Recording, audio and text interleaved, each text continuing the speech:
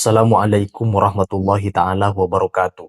Beredarnya sebuah isi surat instruksi dari Pengurus Besar Nahdlatul Ulama (PBNU) yang berisi sebuah larangan bagi pengurus NU fungsionaris dan kader NU seluruh Indonesia untuk tidak berkecimpung dalam pertikaian polemik nasabah Alawi dan juga dilarang untuk tidak ikut dalam Barisan Organisasi Perjuangan Wali Songo Indonesia Laskar Sabilillah PUILS.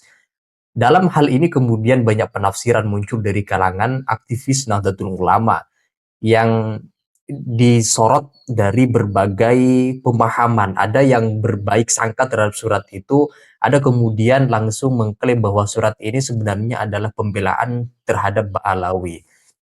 Kalau betul memang PBNU mendukung Ba'alawi, maka secara tidak langsung PBNU dibebani tanggung jawab ganda untuk menjelaskan tentang nasabah Alawi yang secara kokoh, secara solid terkait dengan pendukungan PBNU terhadap nasabah Alawi kalau memang benar nasabah Alawi sebagai bagian dari dzurriyyah Nabi Muhammad SAW.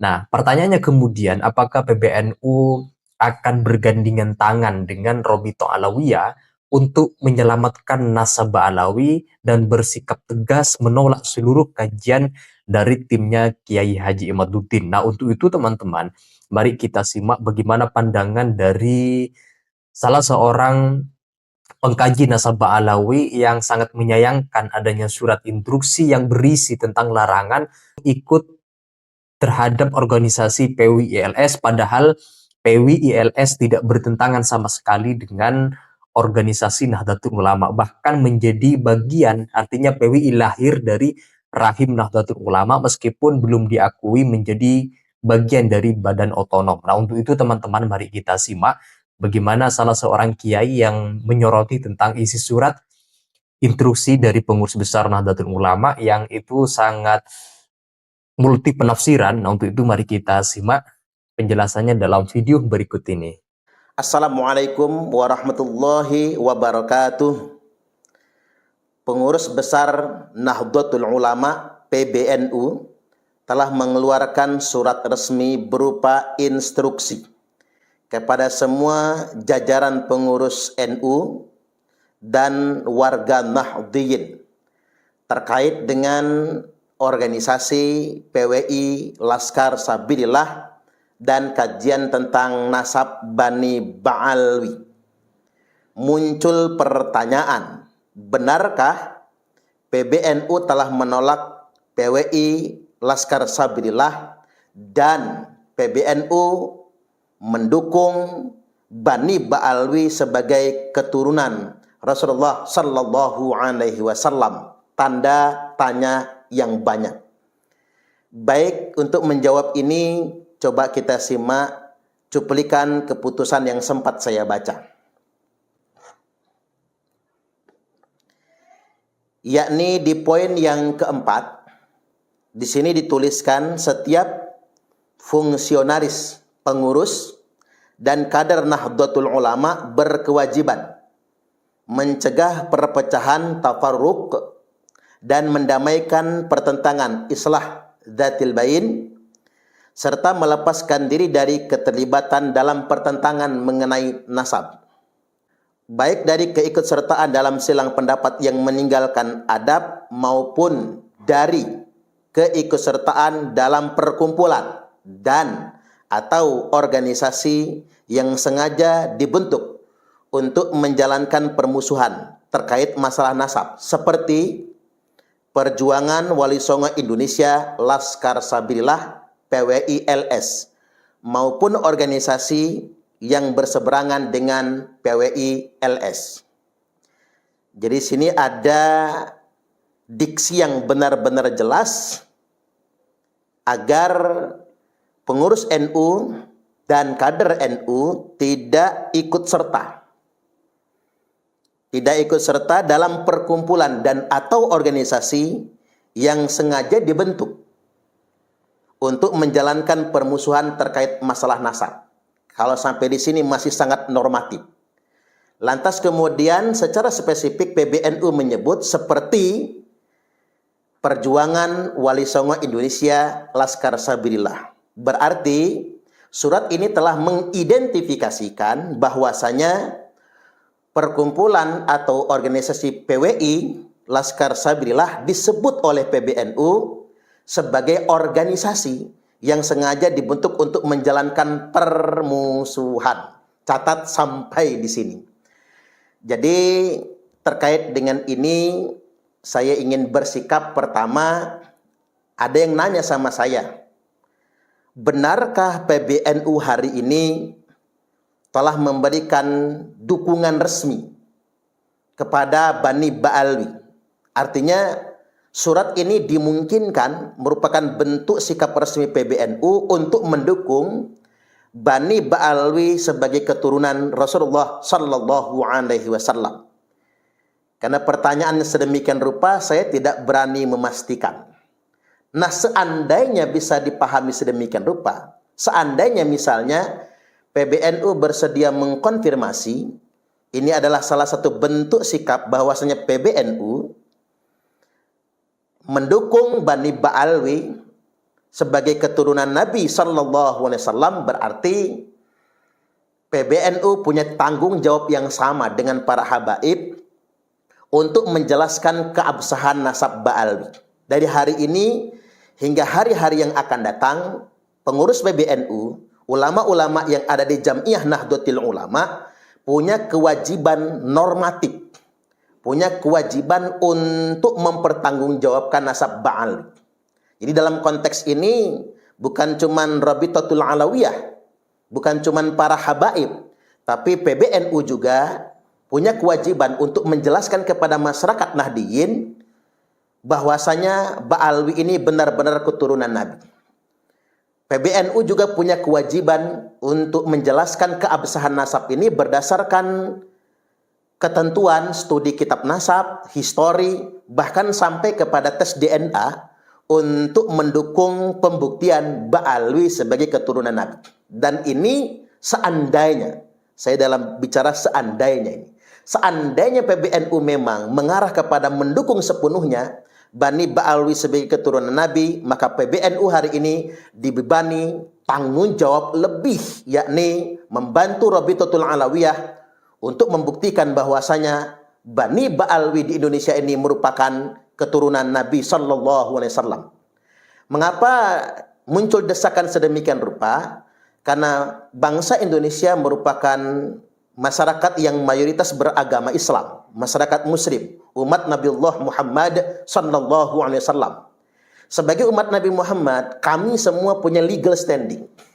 Kami semua punya hak untuk mempertanyakan siapapun yang mengaku-ngaku sebagai anak cucu Nabi, maka kami berhak mempertanyakan buktinya apa kalau antum adalah anak cucu Nabi.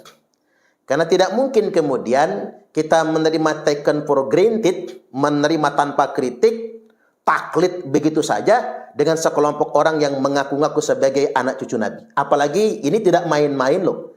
Ini mencantol nasab suci keturunan Rasulullah Sallallahu Alaihi Wasallam. Ini mencangkok nasab mulia, Sayyid dan Syarif, keturunan Nabi. Maka karena ini tidak main-main, siapapun yang mengaku-ngaku dan yang mendukung pengakuan tersebut punya kewajiban untuk melakukan pembuktian. Kalau tidak, ini akan benar-benar membebani umat. Ini saya masih bicara tentang jika ya. Jika PBNU ternyata secara resmi mendukung Ba'alwi merupakan keturunan Nabi. Kemudian yang berikutnya saya ingin sikapi yang kedua. Lantas bagaimana ketika PBNU secara spesifik menyebutkan bahwasanya PWI dan Laskar Sabilillah adalah perkumpulan dan atau organisasi yang sengaja dibentuk untuk menjalankan permusuhan. Ya, kita tidak perlu merasa tersinggung ketika hari ini PBNU mengasosiasikan PWI Laskar Sabilillah itu adalah organisasi yang membawa permusuhan. Ya, tidak perlu jadi persoalan juga. Kita tidak perlu juga terprovokasi. Kita akan tetap pada komitmen yang awal, bahwasanya PWI Laskar Sabilillah tidak mau dibenturkan dengan NU. Tidak mau. Alasannya sederhana. Karena yang menjadi pengurus PWI Laskar Sabilillah juga adalah masyarakat Nahdiyin, kader-kader NU. Dan terlalu banyak energi yang harus kita keluarkan ketika dibenturkan dengan NU. Hari ini ketika muncul keputusan PBNU, maka kami menganggap ini keputusan PBNU. Dan mengapa dibentuk PWI Laskar Sabillah? Ya karena memang sebetulnya NU tidak berkenan menggarap kajian seputar nasab. Maka agar tidak membebani NU secara organisasi, maka dibentuklah organisasi PWI Laskar Sabillah. Agar NU tidak punya beban sama sekali terhadap kajian ini semua. Dan organisasi ini didirikan bukan untuk membentur NU, tapi untuk mencerahkan umat, terutama bangsa Indonesia, khususnya warga Nahdliyin, terkait dengan upaya kita menjaga kemurnian dan kesucian nasab keturunan Rasulullah Sallallahu Alaihi Wasallam. Jadi bukan untuk membentur NU. Hari ini ketika kemudian kita menjadi bagian dari NU, tidak bisa koheren dengan PBNU, maka tidak jadi masalah, karena ketika kita secara organisasi tidak koheren dengan PBNU, karena memang PWILS itu bukan Banom NU, ya ngapain koheren kan? Karena bukan Banom NU juga, tidak jadi masalah. Karena entoh kita di PWI Laskar Sabillah juga adalah warga Nahdliyin. Kita tetap bisa inheren dengan nilai-nilai perjuangan Romo Hadratus Syekh Kiai Haji Hasyim Asy'ari. Hari ini yang kita pikir itu bukan tentang koherensi dalam berorganisasi. Yang harus kita pikir adalah semua kader NU, semua kiai NU, semua santri NU, semua warga Nahdliyin itu harus berpikir bagaimana bisa inheren dengan nilai-nilai perjuangan Hadratus Syekh Kiai Haji Hasyim Asy'ari. Karena begini, yang disebut dengan pengkhianat di dalam NU itu adalah orang-orang yang hanya memanfaatkan NU secara organisasi untuk tunggangan politik, untuk mendapatkan jabatan ini, jabatan itu, untuk mendapatkan proyek, untuk mendapatkan tambang, untuk mendapatkan keuntungan profit duniawi. Yang ketika profit duniawi itu didapatkan bukan untuk Jam'iyah Nahdlatul Ulama, tapi untuk diri mereka, keluarga mereka, koneksi mereka, sederek-sedereknya. Kalau kata orang Lampung, sekelik-sekeliknya. Lingkaran mereka saja yang mendapatkan. Bukan itu yang disebut dengan ber-NU. Hari ini mari kita membangun kesadaran terhadap semua masyarakat Nahdliyin. Kita harus tetap konsisten, inheren, satu nilai, satu nafas, satu garis perjuangan dengan gagasan ide perjuangan Hadratus Syekh Kiai Haji Hasyim Asy'ari. Nah, dalam konteks ini, mengapa kemudian seolah-olah dalam tanda kutip kajian Kiai Imad ini sepertinya tidak diakomodir oleh PBNU? Ini setidak-tidaknya mengkonfirmasi bahwasanya kajian Kiai Imad, bahkan Kiai Imad itu sendiri merupakan mujaddid abad ini, khususnya mujaddid bagi Jam'iyah Nahdlatul Ulama. Rasulullah Sallallahu Alaihi Wasallam telah bersabda, Innallaha yab'atsu li hadhil ummati ala ra'si kulli mi'ati sanatin may yujaddidu laha dinaha. Sesungguhnya Allah akan mengutus untuk umat ini, li hadhil ummah, akan mengutus untuk umat ini setiap pangkal awal 100 tahun, habis 100 tahun nih, masuk ke abad yang berikutnya, orang yang akan menjadi pembaharu, memperbaiki nilai-nilai yang sudah usang, nilai-nilai yang sudah tercemar. Dan NU sudah berusia 1 abad, kita sudah memasuki abad yang kedua, mujaddid ini sudah ditakdirkan oleh Allah Subhanahu wa Ta'ala. Dan ciri nyata dari mujaddid tersebut, kemapanan pasti menolaknya. Yang namanya mujaddid, dia datang tidak kemudian sekonyong-konyong koder langsung diterima oleh semua orang, tidak. Justru yang dikatakan mujaddid itu, dia akan ditolak oleh kemapanan-kemapanan yang ada. Makanya yang duluan menolaknya adalah struktur yang sudah mapan, yang sudah mendapatkan banyak sekali keuntungan terhadap nilai-nilai feodalisme tersebut. Maka lantas kemudian ini sekali lagi mengkonfirmasi berbagai macam penolakan dari kelompok-kelompok yang mapan di Jam'iyah Nahdlatul Ulama, semakin membuktikan sah Kiai Imad merupakan mujaddid awal abad yang kedua Jam'iyah Nahdlatul Ulama. Nah, sekali lagi saya ingin ingatkan kepada seluruh kader-kader Nahdliyin, baik yang mendukung kajian Kiai Imad, bahkan ada yang ikut terlibat dalam perkumpulan atau organisasi PWI Laskar Sabillah, tetap jaga persatuan dan kesatuan, jangan terpancing dengan provokasi dan perpecahan, dan jangan pernah mau dibenturkan dengan Jamiah Nahdlatul Ulama, karena NU itu adalah organisasi keramat, didirikan oleh guru kita Hadratus Syekh Romo Kiai Haji Hasyim Asy'ari. Maka jangan pernah mau dibenturkan dengan NU, luruskan niat kita, satukan langkah kita untuk sama-sama menyelamatkan masyarakat Nahdiyin dan menjaga kemuliaan nasab suci keturunan Rasulullah Sallallahu Alaihi Wasallam. Sekali lagi saya ingin ingatkan dengan pernyataan beberapa waktu yang lalu, selamanya PWILS jangan pernah dibenturkan dengan NU. Yang ada, PWILS akan benar-benar ikhlas membantu penguatan Jamiah Nahdlatul Ulama. Assalamualaikum warahmatullahi wabarakatuh. Jangan pernah membenturkan antara NU dan PWI. Atau lebih sederhana lagi, jangan pernah mau dibentur-benturkan antara Jamiah NU dengan organisasi PWI. PWI di sini adalah Organisasi Perjuangan Wali Songo Indonesia. Mengapa ini mesti saya garis bawahi? Dikarenakan PWI sebagai organisasi baru bukan kompetitor, bukan pesaing Jamiah Nahdlatul Ulama.